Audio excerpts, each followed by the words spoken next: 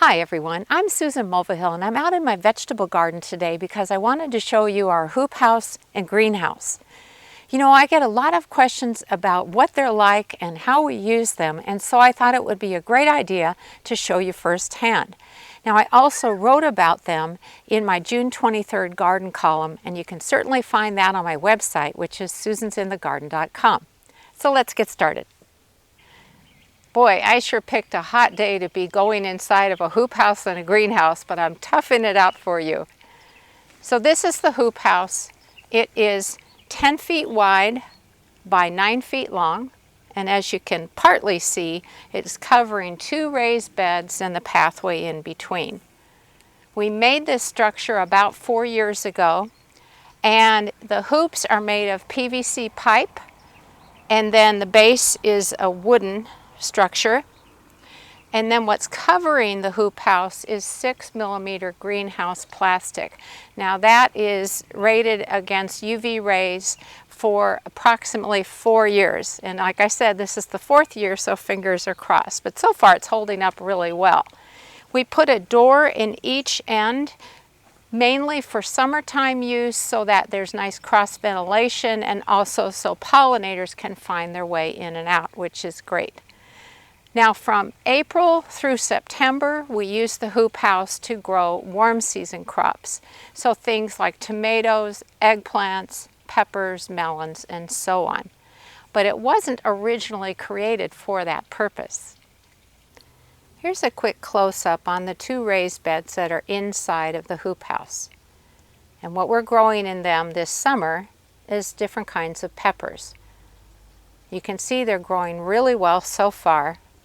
And that's because they absolutely love the warm soil and warm air inside here. That is the great thing about a hoop house when it comes to growing warm season crops, because they just thrive on that warmth. But originally this was built so that I could grow salad greens throughout the winter months without the use of electricity, and that works really great. In order to be successful at growing salad greens during the winter, and without supplemental heat, I might add, I had to learn a very important lesson, and that was to choose very cold-tolerant crops. So examples of the types of things that I grow in here include some types of lettuces, spinach, and I choose the Matador variety because that is very cold-tolerant, Vate's kale or other types of curly kale, Claytonia, which is miner's lettuce, Minutina, and corn salad, which is also known as mush. All of these grow exceptionally well in the hoop house. But I do go one step further, and that is I cover the beds when it gets very cold with a layer of floating row cover. And you can see an example of some on my right here. This is just on a bed temporarily to warm the soil. But when I have it on beds in the hoop house, it increases the temperature around those plants, and that seems to really make all the difference. Now before I move on to the greenhouse, I wanted to clarify a couple of things. One is, if you're interested in how we built the hoop house, just go to my website and do a search on the words Hoop House Project. And what you'll find is a blog post that has a video on the construction of it and a supply list. And regarding growing things during the winter months, I have a category on my blog that is for winter gardens. And so that explains the different processes I went through, the crops I selected, and just how they did throughout each winter. This is our greenhouse. It's 6 feet wide by 8 feet long, and it's a combination of glass panels and some twin wall polycarbonate panels. Now these guys are way more energy efficient than the glass, and so eventually we will completely convert to the twin wall panels. But this has been a really nice size for our garden. It's not huge, but it works really well for my purposes. Would you believe our neighbors actually gave us this greenhouse? This was many years ago, and they had just bought the property across the street. This greenhouse was over there. They knew they wouldn't be using it, and they asked if we would like it, and of course we said, yeah. So we brought it over here, and it's been just great.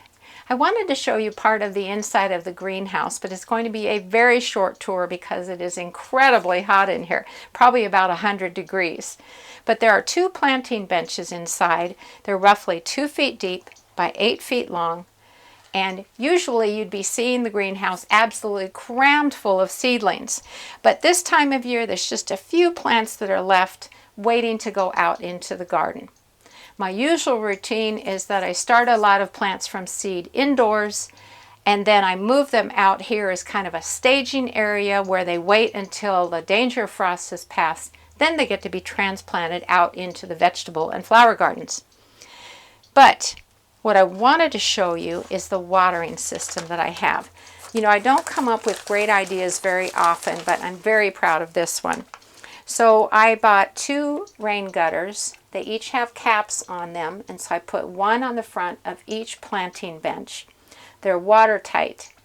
And then I put a plastic sheet on top of the planting bench, and then on top of that I put a layer of capillary mat. This is a fabric that wicks water. It feels kind of like felt. And what I did is I put that across the top of the planting bench and down into the gutter. Now my husband set it up so that each time the sprinkler runs outside in the morning, it automatically also fills up the gutters with water, which is fabulous, because what happens is anything laying on top of this capillary mat will automatically get watered because the water will wick up through the capillary mat to the undersides of the pots and they get watered. I love that. So it's a really handy little tool, and if you have a greenhouse or even for seed starting, think about capillary mat because it's very useful. The greenhouse has a small roof vent, and to it we have attached an automated vent opening system. And once the temperature inside the greenhouse reaches a certain point, it opens that vent. Now you can see it's mighty warm today because that vent is wide open. Okay, now you know about our hoop house and our greenhouse. I hope this was interesting, and remember there's all sorts of resources regarding using a hoop house, growing vegetables during the winter months, and so on my website. Happy gardening!